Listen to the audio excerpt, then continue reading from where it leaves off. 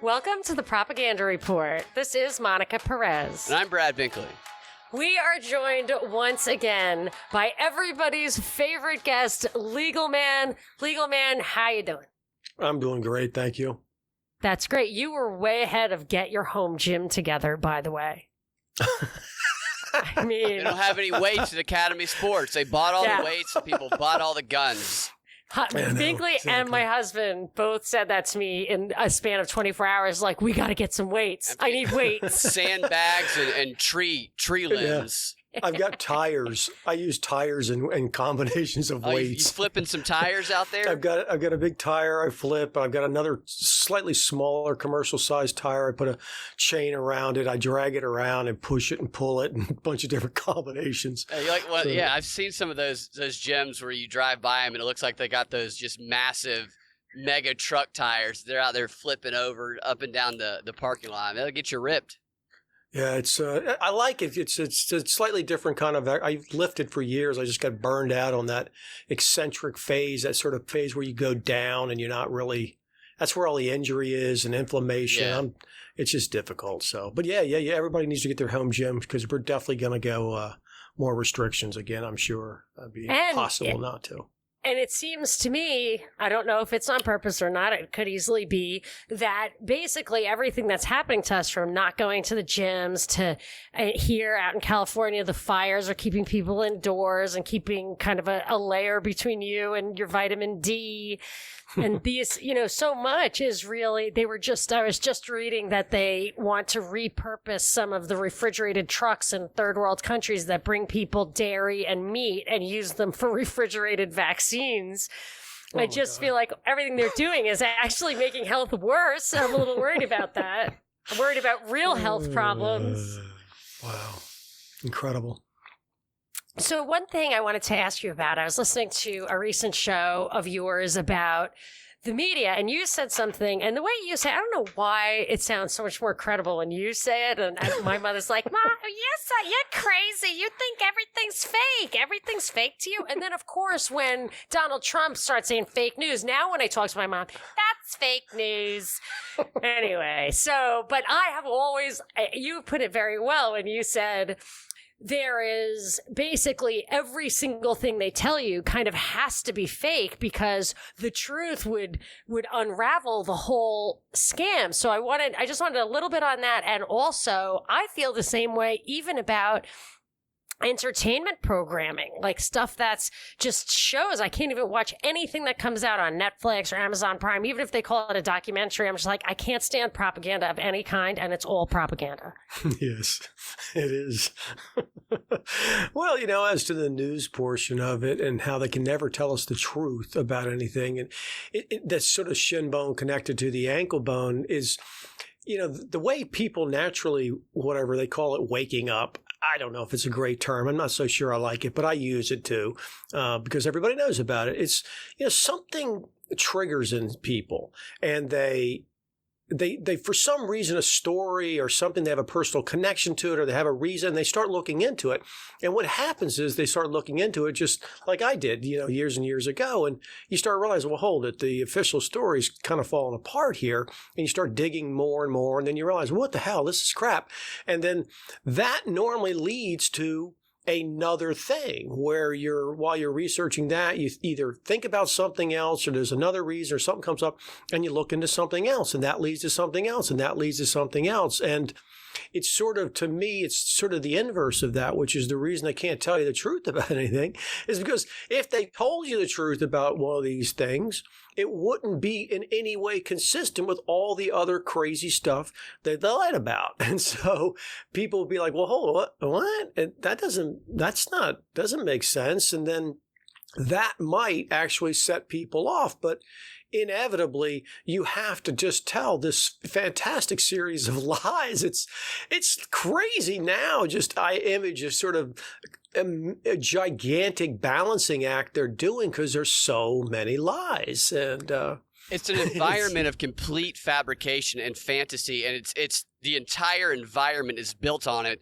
so that when you peel back the truth and you expose that truth about one little lie, it doesn't damage that entire environment of fiction that has been created around it, because it's so much broader and bigger than just the surface level lies. That actually reminds me of the stories they say if you go back on the World Trade Center, it was built as a kind of mesh network so that if a plane hit it, the rest of the thing would not fall apart. Yeah. And I think they do have some of that stuff in place, because you can point out like that the Tsarnaev brothers the uncle was in the CIA and they were being trained to be in the CIA, and people are just inoculated from that to the point where, like my mother used to be and now is, when anything's like anti-Trump, she now thinks there's fake news, but not if it's anti-Trump and all that kind of stuff. Or that's fake too. Like she has it all cordoned off in her mind. Yeah. And it's just that just speaks to me about how there are these kind of acceptable thoughts and unacceptable thoughts. And I was thinking that I used to live in Texas, and I know a really smart guy there, and when I say stuff like, this is so obviously crap, it's not true, whatever, he will laugh in my face. He's like, you just go too far, you're ridiculous. And I'm thinking, how can a really smart guy not understand how it's working? And I wonder how you have, you said it was whatever, 20 years ago, I don't know if it was 9/11 or what, but something got you to open your mind to it. What was that? What gave you that epiphany, which is so hard to get by because people pressure you not to. Regular people pressure you not to. Yeah, they really do. And it's been so long that it's difficult for me to actually pinpoint, because a lot of people do wonder, was there something? And it was really more than that for me. There definitely were some events, and certainly 9/11 was there. But when I started reading Wag the Moondoggie, that was another one that was very helpful. But the reality was, I had a very suspicious mind.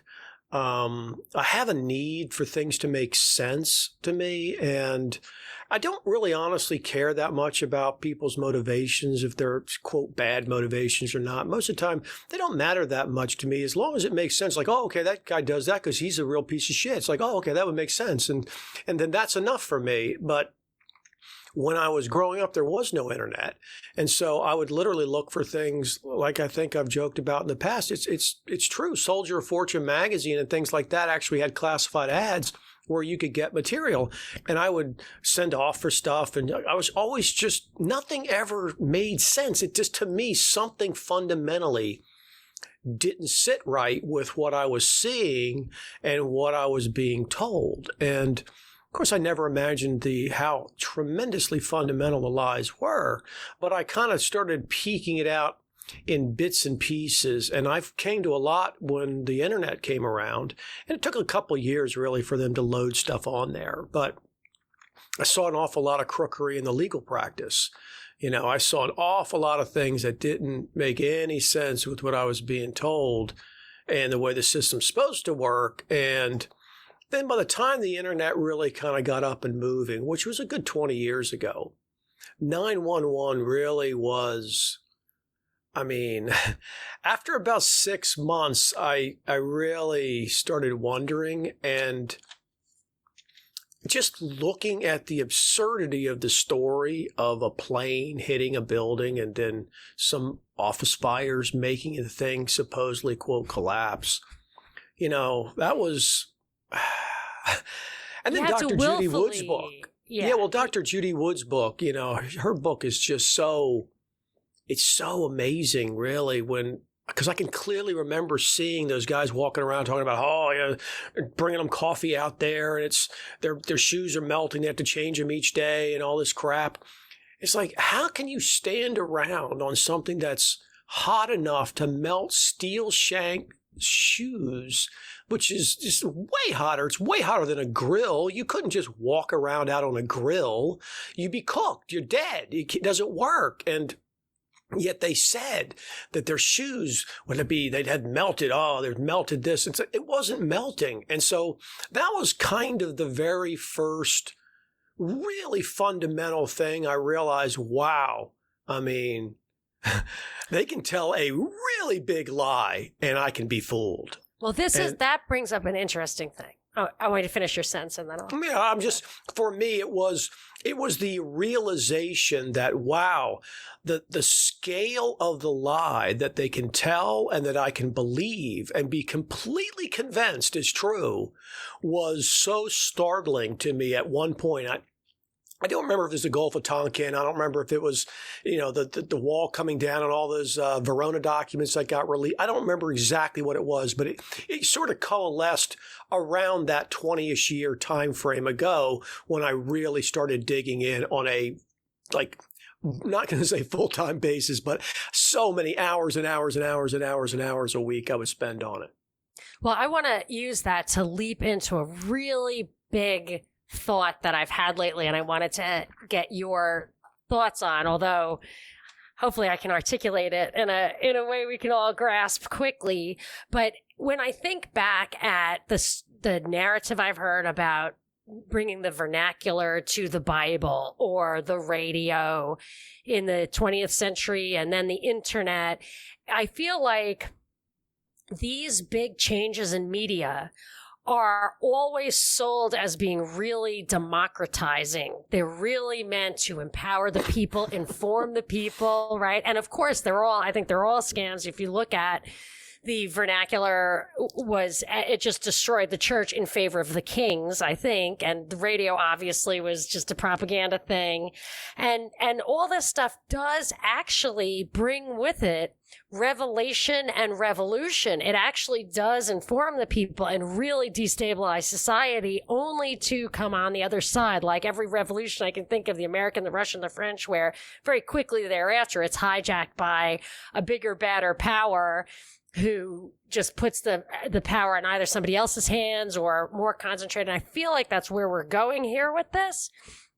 But so I kind of feel like they gave us the internet, they gave us even 9/11, not long after that, for half of us to really see, wow, this is super screwed up. And that in itself had us lose faith in a structure that was much more stable then than it is now. I mean, can you see what I'm getting at? Like a more complex kind of plot. And is that... Yeah, I mean, do you think I'm reading too much into it? I think I understand what you're saying. I think there's definitely more to it than what certainly the people are told and what you can sort of just see on the surface. I think with regards to technological advances, one, if you knew what you now know prior to the time of the technological advance, that these things create these opportunities and or these possibilities that are much different than what the people are told. They offer an opportunity to create serious social change because of this disruption and the fact that people take a hard time to get used to it. If you know that ahead of time, like Brzezinski clearly did when he wrote his book in the 60s, whatever it was, The End of an Age, and he could see the technological sort of changes that were going to come and all the real possibilities for controlling the people. And I think that if you have that information like we do now, someone like you or me, Binkley, we understand this. Say there was another one that came along, right? A new technological revolution. All we have is the internet, whatever it might be. You'd be able to see at that point, you and I could see going forward, oh man, this thing's dangerous. It could lead to X, Y, and Z. And so we're stuck only looking back because we really didn't figure it out until after the most recent technological revolution. And I think if we had that information, say, about the whatever it might be, the way the printing press changed things, if we'd understood the possibilities for that, when radio came out, then we would have been sitting around knowing that, wow, this is a dangerous time. This has a lot of opportunity for abuse. And so I do think that the people in charge behind the scenes, they know all that stuff. And they plan for it, they use it, and that's why it rolls out the way it does each time. Always breaking against the people, quote, coincidentally, every single time, just always against the people. Yeah, they use it and they do anticipate and they do war game these scenarios out. We've heard them talk about that stuff in these panel discussions that we've gone through with the World Economic Forum and Brookings and CFR and all those other ones. 9/11, looking back on it, almost feels like the initial launch of crowdsourcing worldwide for skeptics as well as others, but after 9/11, that was almost like the first time that people all over the world who were skeptics could analyze an event and communicate with each other on that event through blogging, when YouTube started, and then that information became discoverable. And so you could build on the knowledge that other skeptics had. And that likely was kind of anticipated because they did have an idea of what the internet could do when they were developing it, and bringing those minds together almost feels like it could have been some sort of 100 Flowers campaign, drawing out the skeptics and the information that the skeptics could build upon to see what stories they discovered or what stories they developed. And I think looking at the next wave of this technology, I think is 5G. I think is the speed at which this information can travel and what can be done with 5G, I think is going to be this next breakthrough, or depending on how you look at it, weapon that's coming out in the information warfare. So what do we do with it, and or how can we use it? How's it going to be used against us? Yeah, I agree that 5G, the Internet of Things, is going to be a big deal. It's really going to be a big deal. Exactly how it's going to be used against us, I don't know. I honestly have not given it that much thought. But as to your previous point, I would definitely agree. And I've said for a long, long time, I did the vast majority of my sort of research more than 10 years ago, a lot closer to 15 years ago now. And I was saying at the time to people, I didn't have a voice outside of my friends and, anybody I talked to is, man, you better do your research ASAP, because they are loading into the internet so much disinformation and total bullshit with documents and fakery. And once a few years go by, see, if they unloaded a bogus document when I was doing it 15, 20 years ago, it was easy to trace. It's like, well, that's a load of crap. You can see that thing's new and it popped up and it wasn't in any of the previous sites and it would have been and whatever, yes, all these different I've reasons. Caught that, yeah. Right. But then now you look at something, it's been on the web for 15, 20 years. Okay. So if someone who's in their 20s now or 30s, that's basically their entire usable life for all practical purposes. So it looks way more credible. And you have all these older sources that are total disinformation that have become believable and credible just because now they've been around so long. They've been used in a million different ways. And like all disinformation, it always has a lot of truth to it. And they just mix in a little bit of dog shit in there. And it's so hard to tell Yes. which part is which. And in the beginning, it was way easier, just like it is now on a sort of current event when it comes out, when you find the shill and the people pushing this official narrative nonsense. It's very easy to spot right away if you know what you're looking for. But for people 15 years from now, 20 years from now, it's going to be way harder to find because they will scrub out the legit stuff. They'll leave huge amounts of disinfo in there. And so research becomes more and more difficult every year. And so I would say that's, to me, one of the main weapons they have is this ability that time always works in their favor because they have virtually unlimited resources, unlimited computing power, unlimited access to all these things. And so they can just flood the market, and whatever happens to stick, they keep pushing that, they amplify that, and the stuff that's good, they keep minimizing. And over time, the stuff just disappears. And I think that very slow death by 1,000 cuts system is something they use all the time. I give people this sort of thought experiment all the time, which is, imagine that from the time you were born, you never, ever had to consider the idea that you might have to make a living. Just think how different your world would be if everybody you were raised around, they weren't ever thinking about, well, how are you going to get a job? What are you going to do? How are you going to make? That was no part of your life because your family wealth and all these connections were so incredibly huge. You had so much money and access to it. You're never going to be able to spend it in 50 lifetimes. The way you approach your life and the kinds of things you would consider doing and the things that would open up to you, they're just totally different than someone like me who just, I had to get out. I had to earn my way through college and law school and just trying to scramble around, pay my debts off.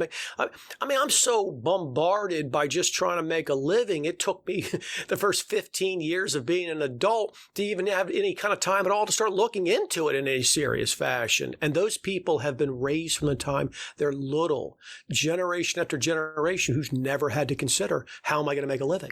And that would explain why they're true believers in that they don't have to see the rubber hit the road. It never comes to that. They don't even interact with people like that. There was a hilarious song maybe 10 years ago, I Want to Sleep with Common People. It was such a funny song. It was very popular for a while. And it's just, I always think about it. It's just these people they live in a totally different world, and everything's relative. If you meet somebody in some shack in Bangalore, they're perfectly content. If they could get, some fancy meal once a month or something, they'd feel like they were living like a king. And everybody adjusts to whatever world they're presented. And those super rich people, I think they get much higher tendency to be twisted off just from the fact that it's distorting to be raised in an environment like that, where you just have servants everywhere. I mean, you don't even think about it. You just have servants everywhere. People have you get servants, and I've never had a servant.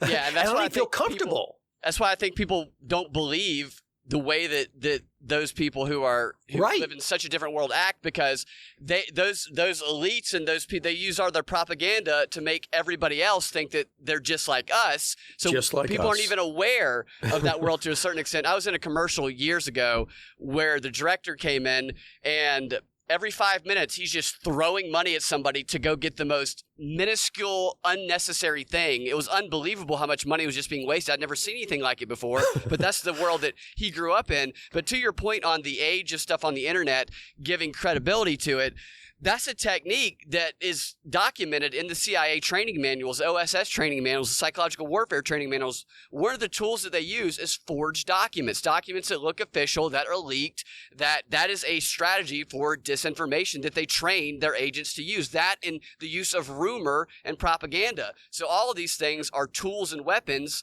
just by looking official, like Edward Bernays would say, call me doctor because it makes me more credible. Make it look like a CIA document leaked from some source who's hidden, and lends it credibility. Right. And once it's been sitting around, it's cited countless times, by their other disinformation agents who pass it around for years, and then legit people pick it up and they're confused by it. And it's just become so difficult to untangle. I go back all the time to the Barack Obama birth certificate. When we were living through that, I was telling people, look, you are now living through one of the simplest possible ones to identify, which is this is an altered PDF document. Where the guy was born, I have no idea. How can we know it's an altered PDF document? We can't do any research. It was so obvious. I don't even get that. Well, and they call it racist, so nobody will talk about it. And that was always my point, is that all that's going to happen in the future is this is going to be a footnote. And it's just going to be that some racist didn't want a black president, so they accused him of not having a birth certificate. That's it. That's all the story's ever going to be. But anybody who lived through it as an adult could see how it was breaking out, that there's this clearly an altered PDF document they simply refused to examine, bring forward. But anybody on the internet could pull the document up that was posted by the government for his document. I interviewed for a radio job at that time. And I brought that up. Like my thing was like, I was alternative. And I said, well, it's known that this guy's birth certificate was altered. And I was basically just hustled out the door. You're crazy, whatever. I'm like, but I'm not crazy. Like, that's on the thing. Like, whatever. I think everything's a conspiracy, but this I can prove to you right here, right now. There's nothing to it. Right. You just look the thing up as a PDF document and you can just see how it was. But people don't want to hear it. And that's the main impediment to there's a guru. I get a big kick out of the guy. His name's Sadhguru, but he says a lot of funny stuff. He's really, really clever. And one of the things he says that I really, really like was he says, it's not difficult to wake somebody who's sleeping. It's very easy, actually. You go over and you touch them and they wake up, right? Yes. He says the problem is it's very difficult to wake someone who's pretending to sleep. And, you go over and you bump them and they roll over. They act like you sit them up, they still fall over. You kind of, Weekend with Bernie style. Oh, no, I didn't know. I was still asleep. That's the way most people are. They're not actually asleep. They know there's something very wrong and they don't want to wake up. So they just pretend to keep sleeping. And it's basically impossible to wake someone up who's pretending to sleep. because they're Well, pretending. Let me ask you about It's like an this. addiction. They have to want Yes. to really wake up. Too So- scary, right? Here's something that really puzzles me a lot is I talk to people, let's say my mom, who like Trump and they think that he's different. And then Mhm. he says stuff is fake and they believe that. Right. But then they believe him and they think, trust the plan. And I cannot distinguish. Maybe there is no distinction. I don't know, but I can't distinguish between the people who I almost kind of feel like they're all operatives. I'm like, how can you really believe it? But my mom is not an operative. Right. How is it that people like alternative, people who think they think outside the box are just thinking inside a different box? I mean, do you think that there's a whole, there's a kind of side stream media, like the mainstream media, they all just read from their script. Is there a side stream media that is also reading from a script? Or are they just people who are casting about for the truth and got misled, or both? Yeah. It's Probably really both. so hard. It's such an interesting to me. That's just, I've spent so much time talking to my friends about it and thinking about how is this possible? How can somebody who can see certain kinds of things that are clearly lies and just clearly made up, but then fall for the exact same kind of scam in another kind of set of facts, just like these people who continue to believe that Trump is on our side, no matter how much evidence is presented. $4 trillion deficit. He's These are pushing for the Republicans. vaccine. He's getting the military involved. This is insanity. He won't rescind the national emergency. It's endless amounts of facts that you can put forward. They make no difference to people because ultimately it's always the same. When you push them too hard, they just say, "Well, he's still better than Biden. Still the best choice. What would you No, do?" that's not true. They don't. No. No, I mean, it's not true that it would be better than Biden. If Biden Yeah, were it's there, just all those different. people would be at the mall with me, course. raising hell. That's right. Nobody would put up with it. But, I mean, you can't argue with people who they don't want to face facts. And it's very frustrating, I think, certainly it used to be extremely frustrating to me. And I sort of vacillate up and down between being very frustrated, depending on other things, and not being that frustrated with the people, just because I've kind of made a lot more peace with it. If you didn't know me 10 years ago, I was crazy. I was so pissed about it. But how can these people not figure it out? The I mean, stakes are so high now. They are. Like I think back at Harry Brown's How I Found Freedom in an Unfree World, the book he wrote, and I remember at the time reading it and thinking, this is a great way to just carve out your own life. Maybe and I think to myself, you have to like not have kids and not care about anything.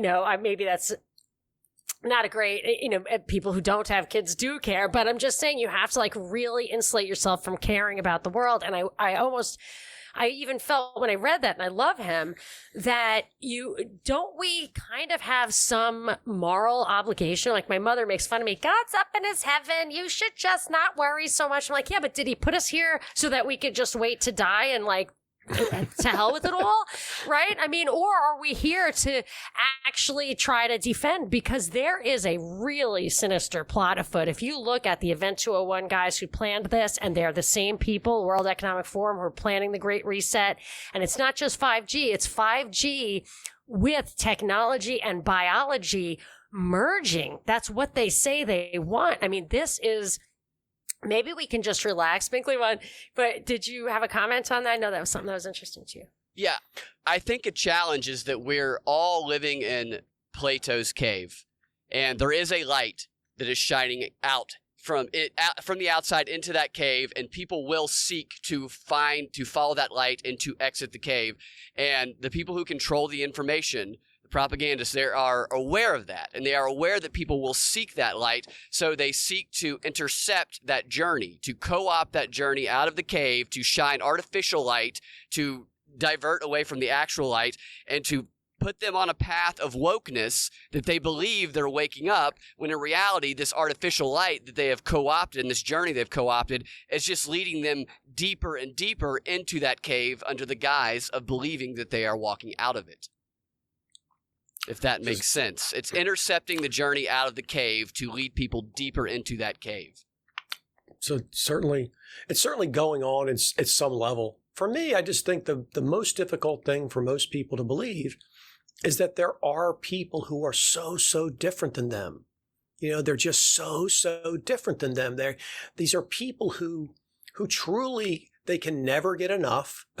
No amount of power, no amount of money, no amount of control. Their motivations are completely different than the vast majority of people who just kind of want to be left alone to the most part. Maybe they want to tell their kids what to do with their friends or something, but they don't have any interest in ruling the world. They're certainly not willing to kill people and torture people in order to get that power. And so they just have a very difficult time believing that someone who can appear on television or see a news story, there's just a nice old guy and he just cares about me. Maybe he's a little misdirected. They just can't wrap their mind around the fact that there are people out there who are child molesters. There's people out there who kill dogs and stomp on their heads and would have absolutely no problem burning your house down with you in it.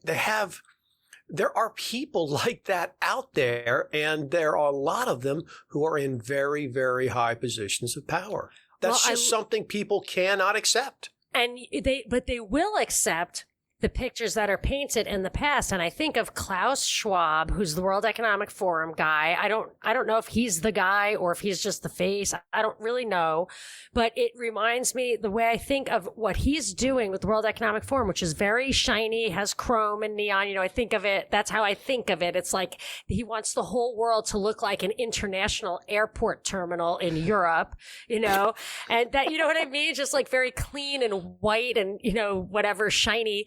But the way I think of it is kind of how we're told about Hitler. Hitler had this vision of kind of a sanitized world, and he was willing to kill a lot of people to get that thing, which is not an okay thing to do. But I feel like that's exactly what these people are envisioning, and what you're saying about, they wouldn't hesitate at anything. It's this non-morality that they think of. It's like from the report from Iron Mountain, or what Brzezinski said, where they're disconnected. It's an elite disconnected from any kind of traditional morals. And I think of this guy as having a vision, which he calls the Fourth Industrial Revolution. He has this vision, and it's a very clean and shiny and orderly vision. And if you have to crack some eggs, you have to crack some eggs, and that's okay. And anyone who stands in the way will be dealt with. I mean, that is the sense I get from them. And I think it's a godlike thing. I think they can never get enough, but they have this vision, and they feel the only way to satisfy their self-image is to implement this vision. Yeah. I mean, I can never know what's in their mind, but I agree that they just have these grandiose plans and images of themselves such that nothing's ever enough. But, our history books are constantly filled with sort of self-aggrandizing people. Alexander the Great. I mean, what kind of person decides he wants to conquer the world? I mean, what kind of a narcissistic nut job is that? But he's presented to people as though he's this fantastic character. And all of these great big giant supposed kings and stuff that expand out and victorious this and crap, it's all sanitized.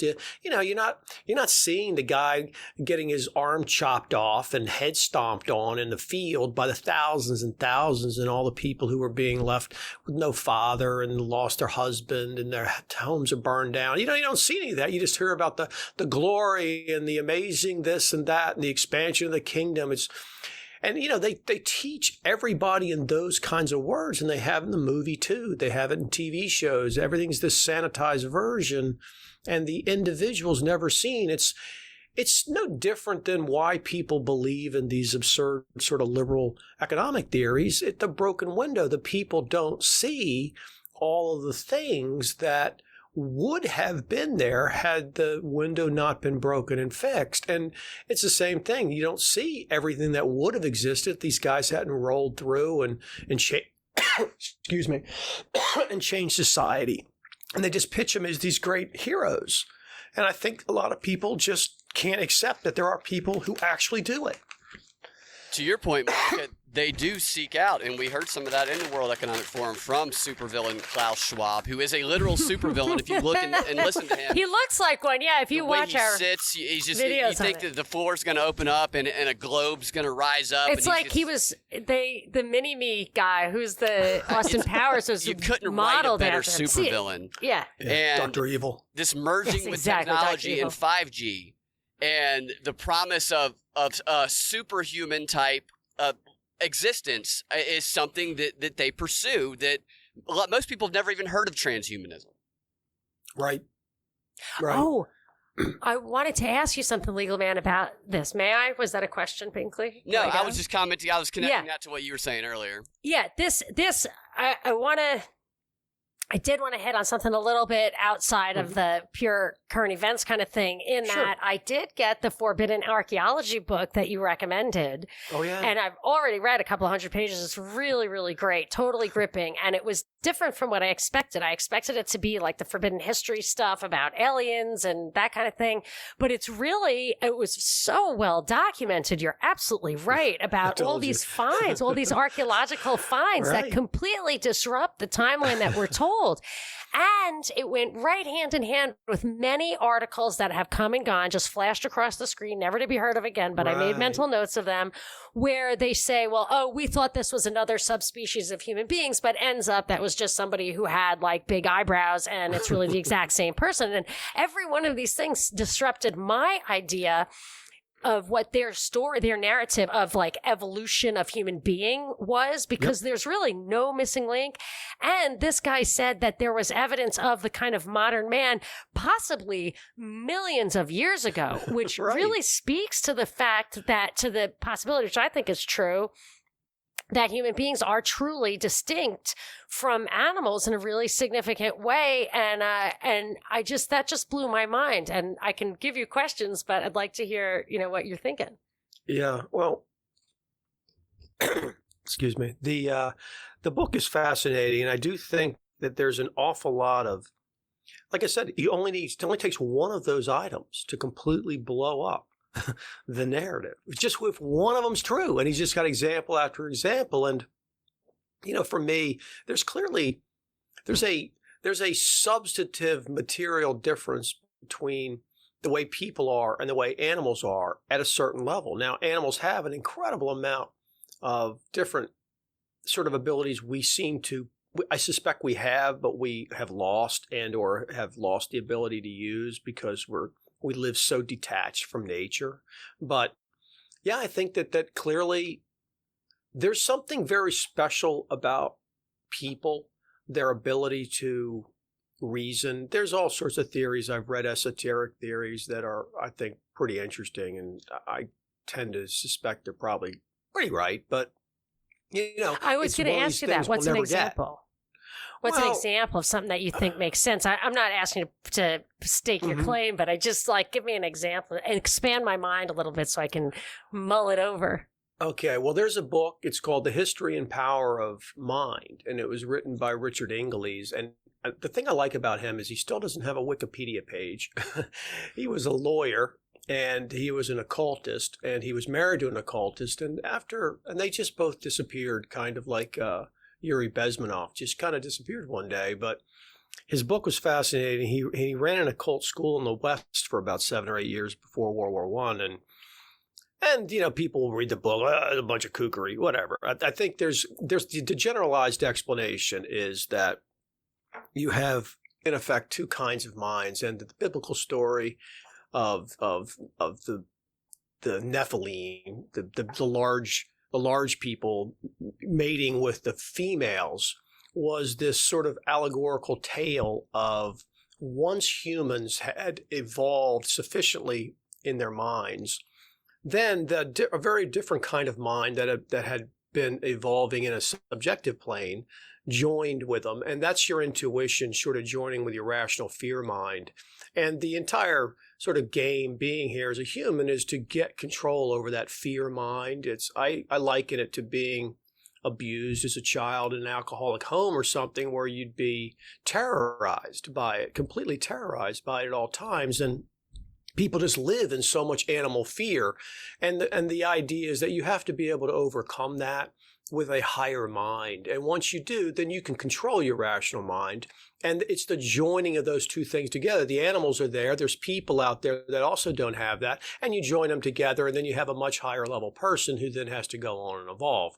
I think all the religious texts, after I read the theory and looked at it, it's, again, another reason why I believe in a lot of that occult theory, is that it made sense. It's like, oh, okay, he has another book where he explains the sort of opening chapter of Genesis and rewrites it as an occult. It's just like, oh, okay, well, that actually makes a lot more sense now. And same thing with the New Testament and the way what Jesus actually said, because I studied the New Testament very, very carefully for 4 or 5 years and went to church, and I really studied it a lot. And these, they never ever really just made sense to me. And that was that sort of central problem I always have until I got this piece and this occult piece. And it's like, okay, I'm not saying it's a perfect piece. I'm not saying it gives me every answer, but wow, it really brought it together a lot more for me to think, okay, that's at least a rational framework that I can start to live with. And so that's kind of where I am on it. Do you think that this higher mind can exist outside the physical earthly body? Is it, this is the question I always like try to answer for myself. Is there an afterlife where you know your own name? Yeah, well, I do think that the physical body is certainly it's just one thing, and it's here and then it goes away. And your mind is certainly not attached to your physical body. It feels like it is in a lot of ways. But if you sit down and you do these sort of very interesting, they have it's this thing called satsang that they do in the Far East, mostly in India. And you sit around and you do these things where you just try to look inward and you ask yourself these very simple, fundamental questions. You know, who am I and what am I in effect? And if you'll do that, if you sit there and think about it each time, you realize really there's something looking inside, seeing my mind, and there's something seeing that mind, like those little Russian dolls. And that's why that sort of Indian theory is that everything is in effect the same thing and nothing, and it's becoming many, and what was nothing became many and is now becoming one again. All these sort of allegorical things. Yes, my bottom line is I think that the individual is probably in effect a type of illusion.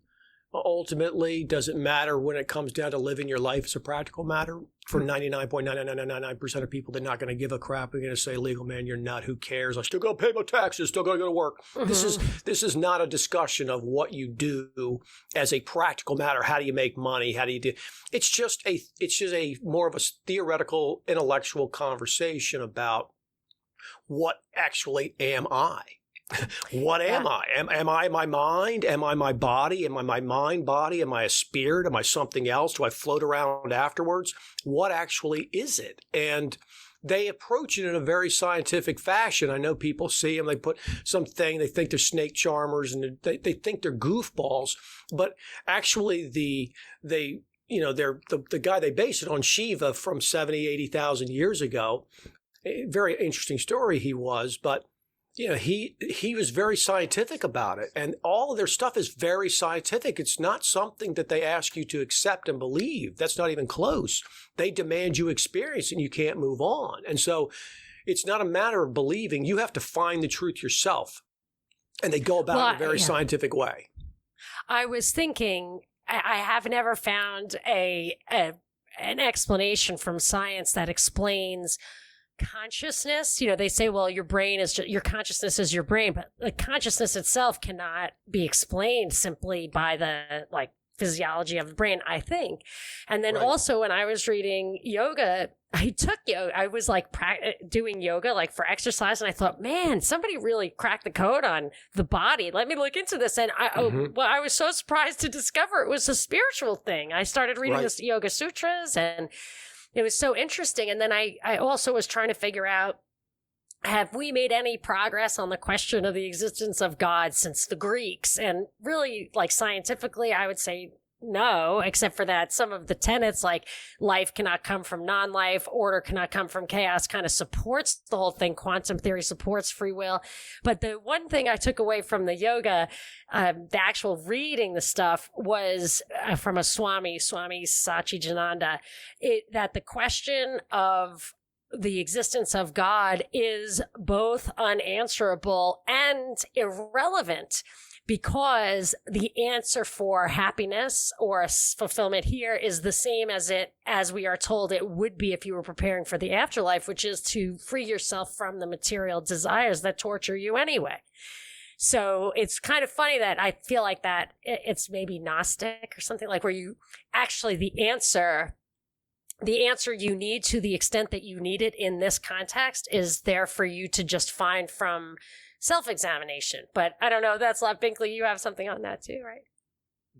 Socrates, in the story, Plato's story of his death, I'm not going to recount it because I won't do it justice, but I recommend reading it for anybody who wants to explore that question. He talks a lot of the elements that both you guys have mentioned, and the self-reflection of the living up to your greatest potential when it comes to your mind in order to transpose into something greater once you die. And for Socrates, go live with the gods, the intellectual gods in the sky or whatever. It's a mind-expanding story for those who haven't read it, and I highly recommend it.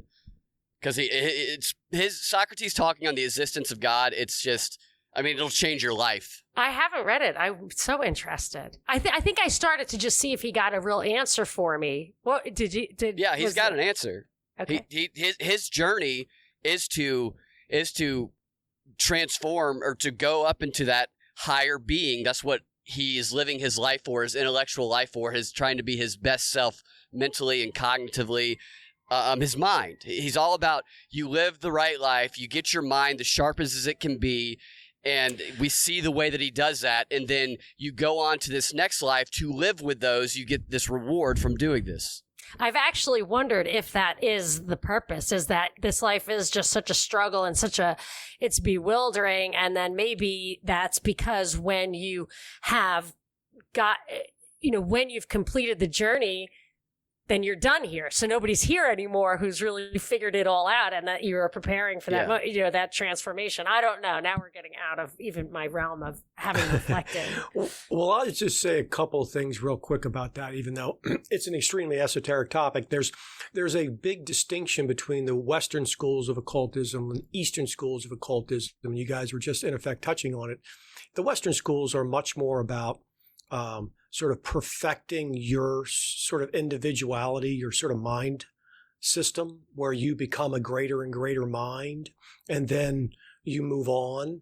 And in the East, they have those theories, but those are lesser theories. They consider that to be a lower goal. That the higher goal is actually to dissolve yourself and to realize that you're not actually this individual. There's actually a level beyond that. And so I'm not ready for that, man. Yeah. And I was going to say, no way.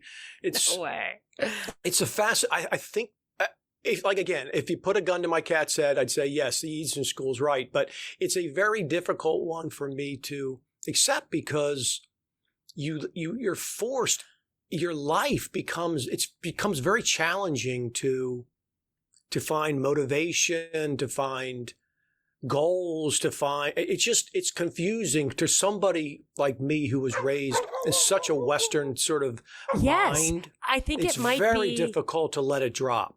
I think Very it might difficult. be intergenerational, the way you were saying it is. For what about people who don't have to think about making a living? You can't think of how they view the world and their role.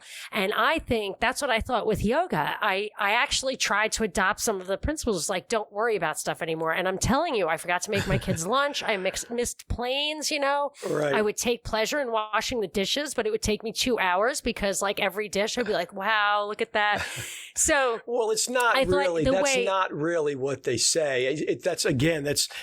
It's why it's a very subtle distinction. It's not that you give up and stop worrying about what's going on in the world. You have a perspective shift is what occurs. That's how it's described. Now, I'm not claiming I've experienced. I'm just trying to intellectually explain that it's not that you become interested in those things. And that's why it's difficult for someone like me to do, because that's where I come from. I am my mind in my own head. I am my mind. That's what I am. I grew up with it. But their tradition in the East was that there was no education at all for children until they were 12 years old. They just let the kids play and have fun while they basically had magical thinking, and they worked on their identity as opposed to having them identify as an individual, as a self, as this sort of unique thing. They always worked exclusively on their identity as a much more universal consciousness as an identity. And in the West, it's completely the opposite. We're instantaneously put into this all competitive systems when we're young and everything else. And I think, to your point, that it's very, very difficult for a Western mind to break away once you've been hardened to that individualized identity. It's very, very difficult to expand it back out. It's very, very difficult. And, I spend an awful lot of time working on that project. I'd say I spend way more time working on these projects than I do on any conspiracy theories in the last 5 years. But it's ultimately, everybody thinks that sounds like conspiracy theory crap anyway, because it's so far out there. It sounds like individualism versus collectivism in the afterlife as well. There's a show. It's not a great show. I don't know that I would recommend it, but it's called The 100. It's a CW show, and in one of the later seasons, they talk of they're on a journey towards ascension, and the idea of ascension on that show is that I don't know if they die in the show. They don't really die. They just kind of morph into light, and then they all go up and they become part of one collective consciousness where they can all feel and think like each other, and they're all essentially one in the collective. And the individual is kind of like it's dissolved, as you were saying. Right. Yeah. Well, Leo Man, let me ask you. See, I concluded that it was not possible to have that kind of, and obviously, as you point out, I don't fully understand it, and I got that for sure. I'm not insulted by that because I don't fully understand it, but I stopped even trying because I did conclude that it was not possible to have that mindset in this exact economic structure. You know what I'm saying? And maybe I'm wrong. So if you correct me if I'm wrong, because if you're still working on it, that means that you don't think that. It's definitely not impossible. Like I said, it doesn't create a situation where you no longer do anything. It's a shift. It's just a attitudinal shift. From what I can gather, that's the goal. Is that it's not that you don't continue. You do everything you need to do. And it just becomes much more effortless because you're not worried all the time about things. You just continue to do what you do. It doesn't mean you're no longer a mom or a daughter or whatever it is. You do all the things and you can still enjoy the things. It's just you have a slight attitudinal shift. It's not significantly different than watching the news and realizing that the news is all a load of crap. Well, everyone's watching the news. But you just get something slightly different from it.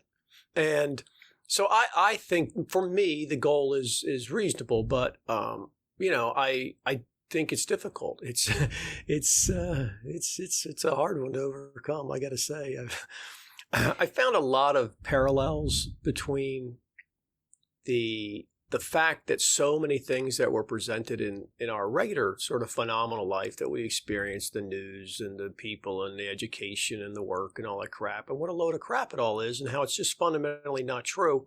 And I find it interesting that the images I have of who I am and what happens to me after and what all those things are also appear to be quite fundamentally untrue that I was taught in the West and what I was raised with. And I find it an interesting sort of ways they've coalesced into a truth seeking, which is what I do all the time anyway. And it's like, this is sort of like the final one that if I can actually realize this one, if this one's experienced, if I can experience that one and realize, yes, it's not just something I can intellectually understand, it's something I can experience and know, just like I know the government is a piece of crap and does not have my best interest at heart.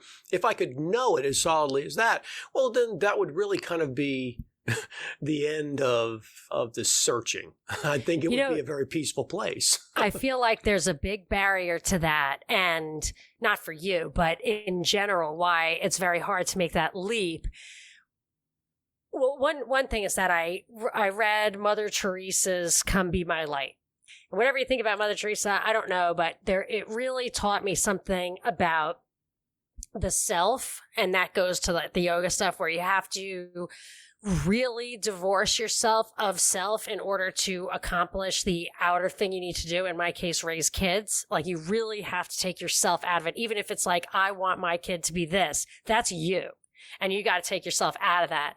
But I feel like if you've dedicated your life, I think this is what makes people kooky or committed to a path.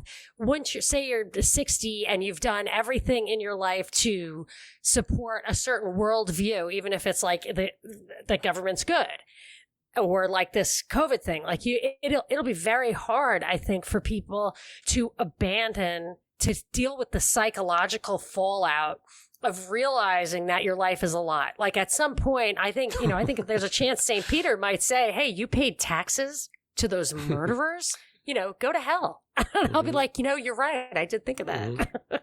Yeah. But it's scary to face that. And I think that's a big barrier to any kind of true advancement. Well, no doubt. I mean, the biggest problem in this sort of very extremely occult conversation we're having is that the big impediment is being willing to give up this idea of an individual, and that you are this individual thing, because it feels like that's all there is. And I don't profess to have made tremendous progress in the area. I've been quite compelled by the intellectual arguments they made, that I believe, for me, it's worth continuing to pursue, even though it's a very, very difficult thing. But the people who've gotten there, they say it's really not difficult, that you're just putting the barriers up yourself because there's something holding you back from wanting to know it. And that's why I say it's a very interesting sort of similarity between that and the people who don't want to wake up to the realities of the world. Maybe I'm just as much of a hypocrite. I don't want to wake up to the fact that I'm not really me. Legal man is just an illusion. I think recognizing the question is in itself the first step to the answer. But I want to just circle back to a couple of more concrete things, and then wrap it up with something I wanted to ask you about what you're up to in your work. So one thing, I listened to a recent show of yours, and you pointed out that the system does not scale, this government. And I heard, maybe you know the guy's name. It was a professor who did this YouTube video. I spent an hour looking for it last night, where he said that about the Civil War. He was like, it doesn't scale. The system doesn't scale. And he made the same point you did. I doubt you have heard him. I'm sure it was independent, but where it's just like there aren't enough representatives. And then I would say it just doesn't even scale geographically, like regionally, government should be different. But that the number of people represented by each representative when the Constitution was written compared to what it is now, it's just clearly can't be the government that was envisioned. It's ludicrous. I mean, at what point does dilution of your supposed representation become material? If you have a financial interest in a company and it's just 5 guys standing in a room, you're one of 5 guys, and you say, okay, look, you're willing to do it? Okay, and so us 5, and we're going to take votes, and I'll live by the majority of the vote. Okay, fair enough. And then one of the guys brings in 395 more people at gunpoint and says, all these people are also going to vote now. Well, that's not reasonable. That's not what you've agreed to, but that's the equivalent dilution, and I'm being very, very conservative with the dilution you've experienced. If you've signed up for 1 vote out of 5 people to live with it on a small matter, and then I bring 395 more in, and I say, and now we're also going to expand out all the things that we're going to vote about. Now I can take your money. I can do, like, what? I didn't agree to any of this. This is crap. And that's why you can't compare the two. They aren't the same. And in fact, my show on Thursday is going to be about another version of this, about the founders. I get so sick and tired of hearing about the founders. This situation we're in is in no way equivalent. at some point, when your representation keeps getting diluted down, it's beyond material. It's a breach. There's no longer anything close to legal representation. It just disappears at some point. And with 40,000 needed representatives compared to 435, that's just, I'm sorry, that's not arguable. Not to mention that they're acting completely outside the bounds of that Constitution. And that's right on top of it. Anyway. Right, that's on top of it all. On top of it. It's insane, all the crazy stuff they do. I don't even have to make the argument on that side. The dilution is too great. It's under no circumstances can it exist. You can't possibly have the representation they talked about. Nobody would run around fighting a war to have one representative out of 750,000 people. That's Actually, idiotic. to tell you the truth, I wouldn't fight a war that allowed people to vote my rights away at all. Like, well, of that's course, and the that's even problem, is that beyond the vote is both powerless and meaningless and incredibly powerful. Well, how about voting for somebody who, if they win, they have no obligation to do anything they promised? That makes no sense. If they can make you promises to get elected and there's no consequence for them not keeping their promise, what's the point of the vote? I mean, I've made so many podcasts about the fact that the vote, the representation, it's all just total junk. It's just Barnum statements about liberty and the vote and the right and the founders and all this crap that when you actually look at it, it just falls apart. It doesn't mean that the founders didn't want freedom. Maybe they did, maybe they didn't. There's no way to know. It's an impossible, pointless argument. The people today who want freedom need to come together and understand that the system we have can never work. It can never produce freedom. Barnum statements have been the driving propaganda just since the Revolutionary War. We've been using the same ones under different guises. They never nailed down concrete definitions of them. During the Revolutionary War, the people that lived in the United States as we know it today, they saw both sides as being elites, and they were indifferent. They just saw whoever won, they're just going to be under the control of one elite or another set of elites. And a propaganda campaign was orchestrated. Benjamin Franklin, Samuel Adams, they were fantastic propagandists, and they won over enough of that public to fight that Revolutionary War. Originally, most of the people were indifferent. Right. Well, again, and I don't doubt that for 1 second. It's like, how hard is it to convince people to continue to wear a mask? Well, you got all these idiots running around wearing masks. That's how easy it is. You don't need everybody. People don't realize how few people were involved in those battles. You know, they imagine now because they look around the country and you see these gigantic armies. There's a huge battle, and I think it was in Kentucky or Tennessee. I always look back to it because like some pivotal battle for control of this fort, but there was like 100 guys inside the fort. Total, 100. That was it. That was the big battle.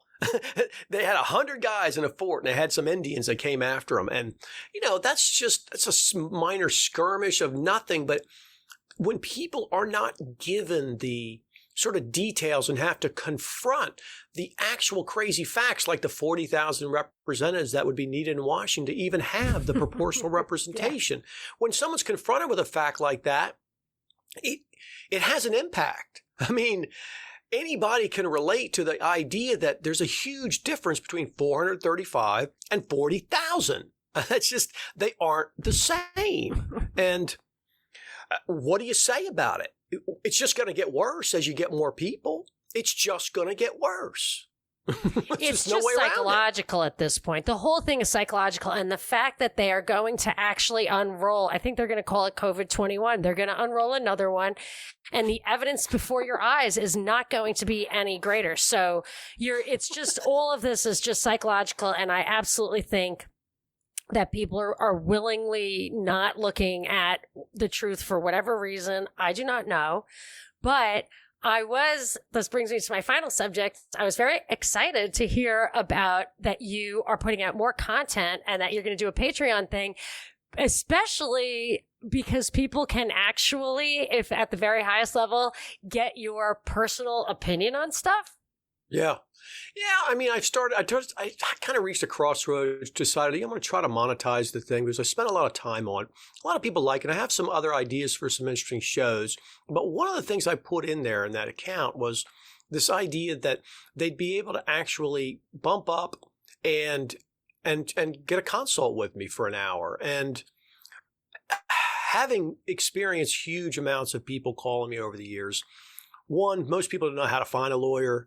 They don't know what kind of lawyer they're looking for. They don't know what kind of advice they're getting. And, since I would never take their case, ever, I would not take their case, I don't have a conflict. And I don't know if people are going to be interested in it or not.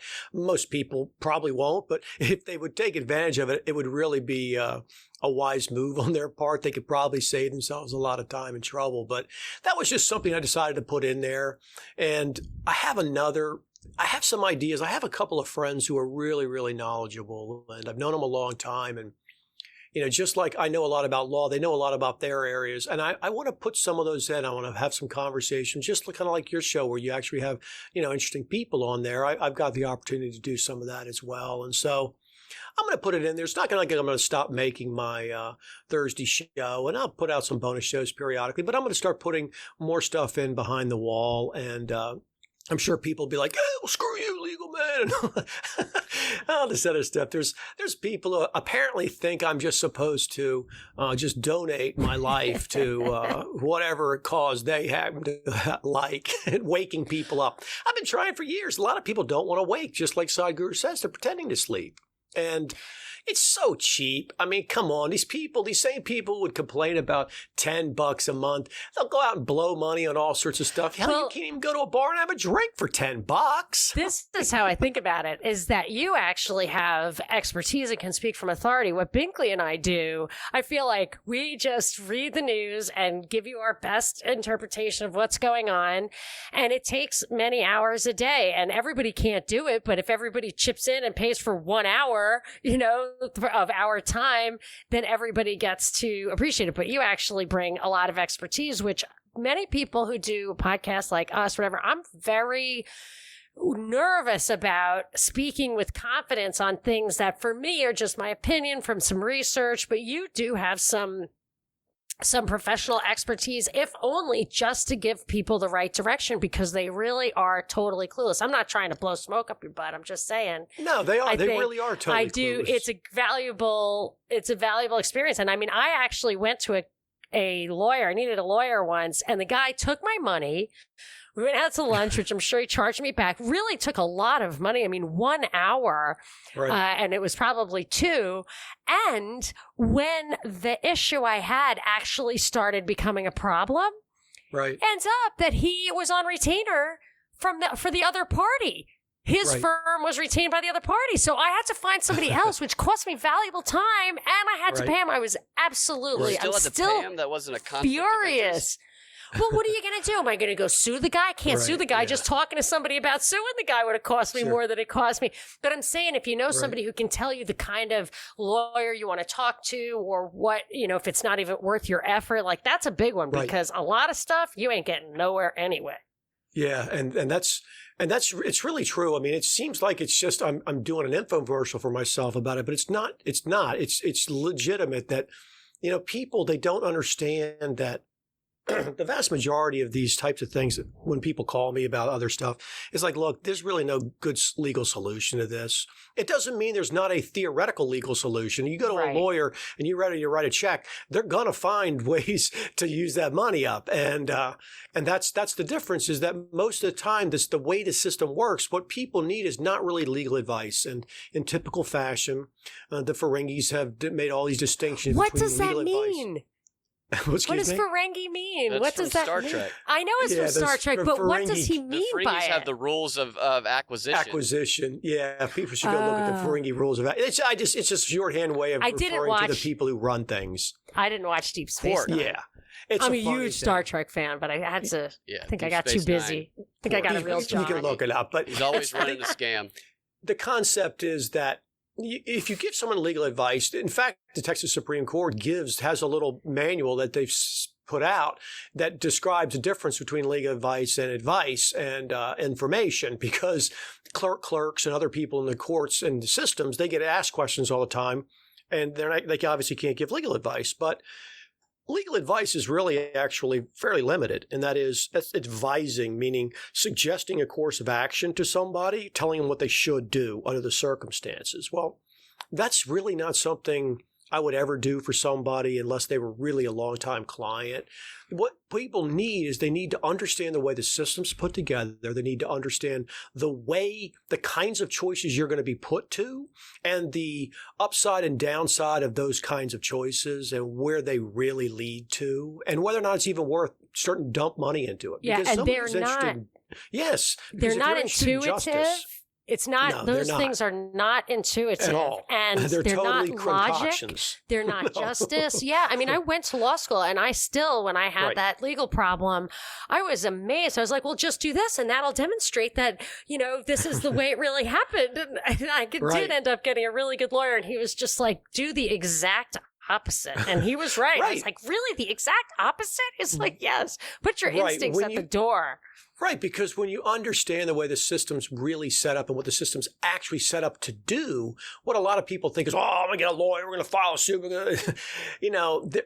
people don't understand all the different problems you might have, so they can file a counterclaim against you. Well, now they got a counterclaim. Well, so what if it's junk? They can continue to pursue it. You can't dismiss your case, and if they don't want to dismiss theirs, you'll still be in a lawsuit. There's 1,000 little things that happen to people that aren't about legal advice. They need to understand the way the system works. And it's interesting because it's funny that came up because I'm actually going to release a bonus show tomorrow. It just sounds almost like a ShamWow commercial, but I am. It happened to be on the same topic. I'm putting it out there because I'm giving people an idea of the way the system works, and kind of a lot of the kinds of, it's just an idea of the kind of stuff I've done in my past and how far different it is from what they might imagine the practice is like. And I hope people like the shows because it'll give them some insight into the fact that I started my career a certain way and went to did these multiple different things, and all the crazy stuff I found in each one of the areas that are just,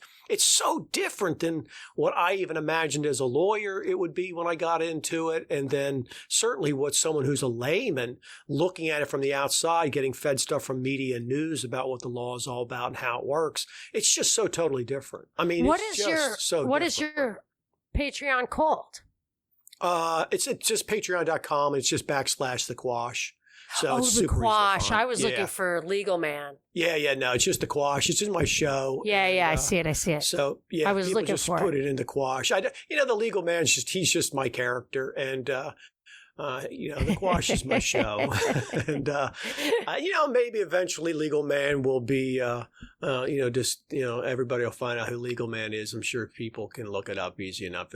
This is good. It's got an air of mystery. I just use it's just I like it, but I see it now. Yes, I'm going to check it out. That's awesome. Quashed AF. I think that will be my level.